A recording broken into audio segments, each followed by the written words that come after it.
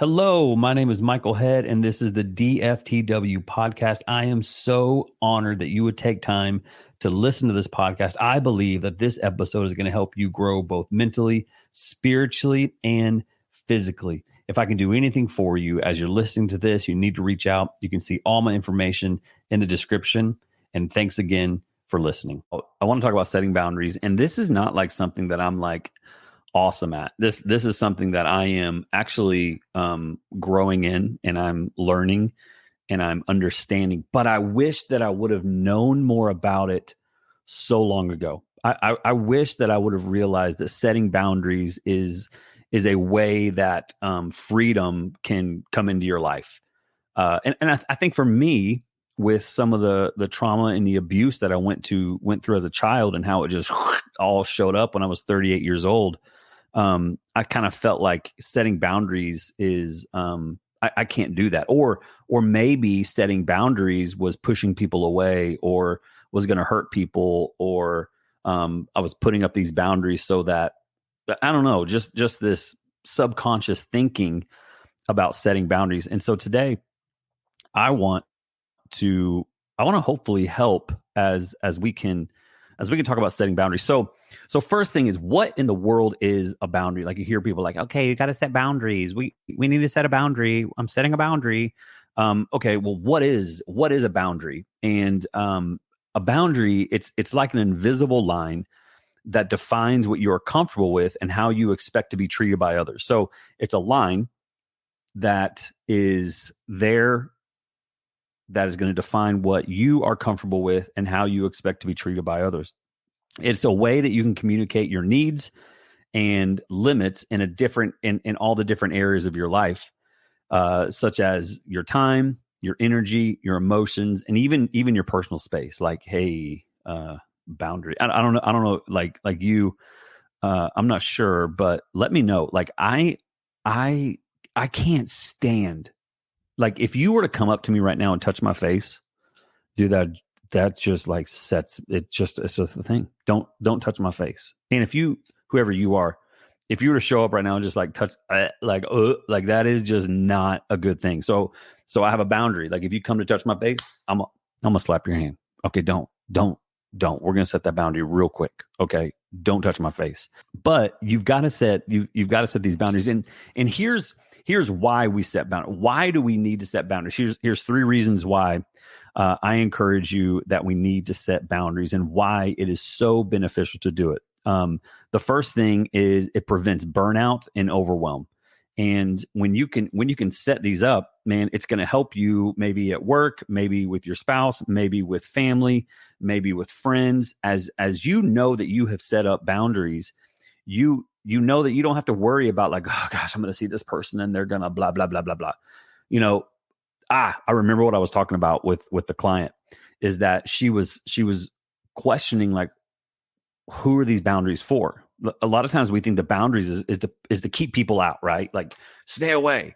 But really, the boundary is for you.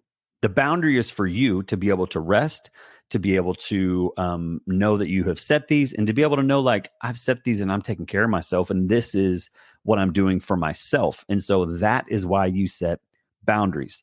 So the three reasons that it's beneficial to you: the first one I just said, it helps to prevent burnout and overwhelm. The second thing is, it enhances your self-esteem and self-respect. And how do I know that? Well, I know that because I've set boundaries before, and then you're kind of like, man, that felt really good. Like, and it gives you this confidence, like, man, I took care of myself. Like that was a really good thing to do, is to set that boundary, and you become kind of like proud of yourself when you set it. And then when you reinforce the boundary, right? Like, and we're going to talk about that. How do we reinforce it, and how do we make sure we keep that boundary up? Because you can set a boundary and, like, hey, I'd appreciate if whatever that boundary is, hey, you're gonna text or call at this time, or you're gonna treat me this way, or we're only gonna hang out this much, or you're dating, and like, hey, we're not gonna go beyond here in our relationship. And it's good to set those boundaries, but you got to keep them up.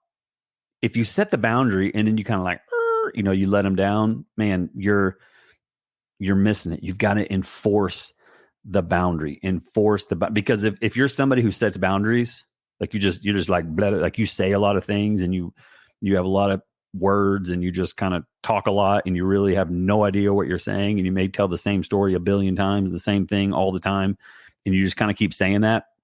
And, then you're going to set a boundary, but then you forget you set the boundary. You see what I'm saying? If you're going to set the boundary, reinforce the boundary, keep it up, make it strong. Because once people realize, oh, he or she is not messing around, man, that's freedom for you. And it doesn't have to be mean. It doesn't have to be harsh. It doesn't have to be, it's just you're taking care of yourself. Like you're taking care of you. So 3 reasons why it's beneficial. The first one, prevents burnout and overwhelm. The second one, it enhances your self-worth, self-respect, self-esteem. And the third one, it improves your relationships. How in the world can it improve relationships? Because you set clear expectations. You reduce misunderstandings, you reduce conflict. Sometimes in friendships and relationships, the other person on the other side of the relationship is thinking everything's great, but you're kind of continuing to get upset and mad, and you're just like, it's and they're like, what is happening? And then you blow up one time. And then this is when someone says, man, if you would have just told me, that wouldn't have been a problem. Like if you would have just said, hey, I'm being a little bit too much, or if you would have just said like, whatever that is, man, that's a game changer in your relationships, especially at work. When you're at work and you have a team of people that you work with, and you see the same people all the time. And maybe there's a coworker that you're just like drives you crazy. And by the way, maybe you drive them crazy as well. What if instead of like getting irritated and upset and all the things that they keep coming into your office, or they keep saying the same thing, or they keep bothering you, what if you sat down with this person and said, hey, man, I just need you to know that the way that you talk to me, or the way that you keep coming in, or the way that you keep doing these things is just a lot, and I care about you. And so I need you to work on that, because it's only going to help our relationship. And most of the time, people are going to be like, man, you know what? I'm sorry. Thanks for telling me that. I really appreciate that. And you're just showing them that that's important to you and that they're important to you. And so, man, setting boundaries is super important. Again, a boundary is an invisible line that defines what you are comfortable with and how you expect to be treated by others. So how do we set boundaries? So that's the benefits of boundaries. How do we set boundaries? Well, the first thing is you need to identify your limits. Identify your limits. So what I mean by that is I want you to start thinking about situations that make you feel uncomfortable, stressed, or resentful. So what are those situations that make you feel uncomfortable, stressed, or resentful? These are usually signs that your boundaries are being crossed in some area. And so ask yourself, what's important to you and what do you need in this moment? This could be, man, I just need alone time. This could mean, man, I need this. This could mean I don't want to discuss certain topics. This could mean how much work you're going to do to help others.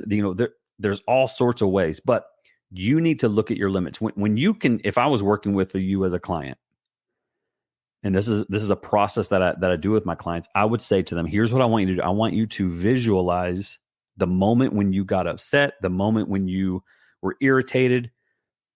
And then I want you to think, what was it that really got you going? You can say triggered, you can say upset you, but what was it? Then I would say that was probably because a boundary was crossed. And does that person know that you're not going to be treated that way? Or does that person know that, man, handling it this way isn't the best way? Does that other person know that? And if not, I would encourage that client, hey, maybe you should go and talk to them today. And then I hold them accountable for that. And that's the hardest part about coaching is like, with a therapist. So with a therapist, like, I went yesterday to a new therapist and I go in and talk and do all the things, and then I leave, and then I go and see them again next week. With a coach, here's what you get is you get 24/7 accountability. Like I'm literally asking them, okay, so we talked about this yesterday and I follow up with them. So how'd it go? And they're like, dang it, I didn't do it. And that's okay, but today's the day, or a lot of people that I'm working with right now, they're like, I just want to get in better shape. I want to, be more disciplined. And so I get up early and I text them saying, hey, what's up? Where you at? What you doing? And so that's the fun part about coaching is I get to keep people accountable. And that's what people are paying for. They're not paying to go to a counselor and we just talk for an hour and we move on. No, these people are investing in a coach that walks alongside with them as a guide to help them. And so if you're interested in that, let me know. Would love to work with you, or maybe you have a loved one that you would love to get signed up to be to allow me to coach them. It would be awesome. I'm seeing some crazy, awesome, life-changing things. Actually, I have a review on my Instagram. You should go check it out from a dude named Kevin that I worked with. And it was really, really cool. More reviews. I don't know if they're reviews or testimonials. Testimonial is probably a better word. But anyways, so how do we set boundaries? Number one, we need to identify our limits. Number two, we need to communicate clearly. Communicate clearly. That means this. Let's say, for example, if you need time to yourself, you need to tell your coworker, you need to tell your spouse, you need to tell somebody, I just need like you're feeling like like you've identified, like, I just feel like I can't ever turn it off. And it's just, all the time. Here's would be really cool. Just talk to your spouse, talk to your coworker, talk to whoever it may be and say, hey, I need 30 minutes of just silence. And they're like, okay. Is that why you're cranky pants? And you're like, yeah, because I need to unwind. I need to chill. I need you out of my office. And so set that boundary of like, here's what that's going to look like. So every day from bump to bump, I need you to, and that's good. So communicate that clearly. And then when you are communicating it, start with I comments versus you. Okay. I need 30 minutes. I feel overwhelmed when I'm expected to answer all the emails all the times. I feel this way versus you. Because remember, the boundary is not for them. The boundary is for you. And when you are wanting to set up a boundary with somebody, it's better to say, I feel, and most of the time, man, people are pretty cool. Like there's way more good folk than there is jerk folk in this world. I know the news makes it look like everybody's bad and all the things, but it's just not true. So using I statements is the way to go, because I've done the you statements. Okay. That doesn't work out very well. When you tell somebody like, you have done this, and you're like, ow, and they get really upset and mad, and you're like, I didn't mean like that. So communicate clearly and really think through it. And then the last one, be consistent and firm. Be consistent and firm. When you're setting boundaries, you're going to identify your limits. You're going to find out what it is. The second one, you're going to communicate clearly. And the third one, you're going to be consistent and firm. Consistency is the key. And once you've communicated your boundaries, we talked about a second ago, stick with them. Stick with them. And if you let other people cross your boundaries without consequences, it sends the message that your limits aren't important. It's just like with kids. If I say, hey, we're not going to do this, and then like the next day I let them do this, come on, man. Like, what am I teaching them? I'm teaching them they can just run me over. And so you want to stick to those. And man, I just encourage you, be consistent and stay with it. And maybe you're like, man, I don't know if this is the right boundary. I don't know how to handle it. I don't know what to do with this. Man, let me know. I'd love to we can walk through it. I can help you figure that out for yourself so that you can set these boundaries. Because boundaries, listen, I know it's such like it seems so easy, but it is really hard to do. It is hard to do it. Why is it hard? Is because we love people. We don't want to hurt people. We don't want to push people away. We don't know what their reaction is going to be. And so we have all these anxious thoughts that go into even setting a boundary. So you're becoming anxious before you can even set the boundary. But here's what you need to understand. In the long run, setting the boundary is going to be the best thing to do. And it's going to help you like crazy. I promise. It's going to help like crazy. So, but there, check out this verse. Check out this verse, Proverbs 4:23. And before I read that, if you're on here and you're watching live, do you have any questions or any questions you have about setting boundaries? How do you set boundaries? What's the best way to do it? I would love to answer that question. But Proverbs 4:23 says this. Check this out. Above all else, comma, guard your heart, comma. Proverbs 4:23, above all else, above everything else, guard your heart. Now, why is it important to guard our heart? Why is it important to do that? Because when we are unguarded, that's when the enemy can come in and completely destroy us. You know, so many of you are working so hard on your mental health. You're working hard on overcoming things. You're overcomers, and you're gaining authority in areas in your life. And here's what happens when we do that. We're removing the crap out of our hearts and out of our minds and out of the way. And what are we filling it with? What are we filling it with? Hopefully you're filling it with truth. Hopefully you're filling it with the Lord. But if we don't guard it from what we're taking in, what we're listening to, what we're watching, who we're listening to, who is giving us advice, who we're actually allowing into our spaces, if we don't guard our hearts and our minds, then we're in trouble. And maybe you're like, man, why? You know, there's some people out there who don't need to be speaking into your life. Like, well, who could that be? I can't answer that question for you, but I want you to look at the fruit of their life. You know, what is the fruit of their life? Not what is the words of their life. What is the fruit of their life? If the fruit is rotten, then you probably don't need to be listening to them. You probably don't need to be allowing them into your life, into your heart space. So again, we're talking about boundaries. And then I go to Proverbs 4, verse 23 says, above all else, guard your heart, for everything you do flows from it. This is an important verse about protecting you. So guard your heart. Today, guard your heart. Today, guard your heart. Today, fill yourself with Christ. Today, right now, when you're watching this, take time right now to maybe pause this video and to sit in some prayer and some silence and to fill yourself with the Holy Spirit and guard your heart above all else, above work, above money, above working out, above relationships, above all else, guard your heart. And so how do we guard our heart? Is we focus on the Lord. How do we guard our heart? We focus on Him. We spend time in the Word. We spend time with people who their fruit is looks pretty good. You can see it, you can hear it, you can watch it, you know it, you believe it. It's not words, it's not messages, it's not sermons. It is like who this person is, period. That's the people you want speaking into your life. And so you got to guard your heart. Even when it comes to therapist and therapy, like you can go to therapist and be like, hey, I went to therapy. You know, I went and saw a counselor. But was that counselor speaking truth into your life? And is the truth from the Lord? Man, that's tough.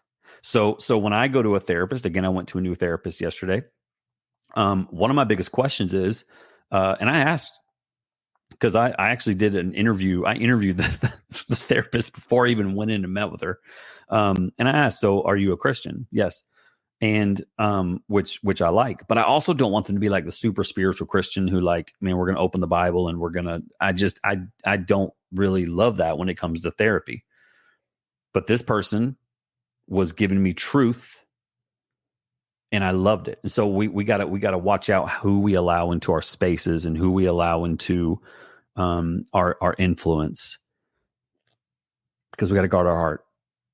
And so when it comes to setting up boundaries, you need to guard your heart. Set up the boundaries, especially from the enemy. Set up the boundaries. Like, you are not going to allow. You are not coming into this, but you are not.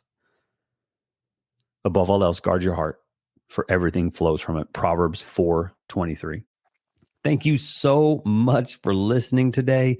If this podcast brought you any value, it would mean so much to me if you could go and leave a 5-star review, and just in the description of it, what were your takeaways from this episode? And please remember, if I can do anything for you or for a loved one, for someone that you care about, please reach out. You can go to nextstepcoach.org. You can fill out the short application so that we can work together. It's a true investment in your life, and an investment that will change the direction that you are headed. Thanks again.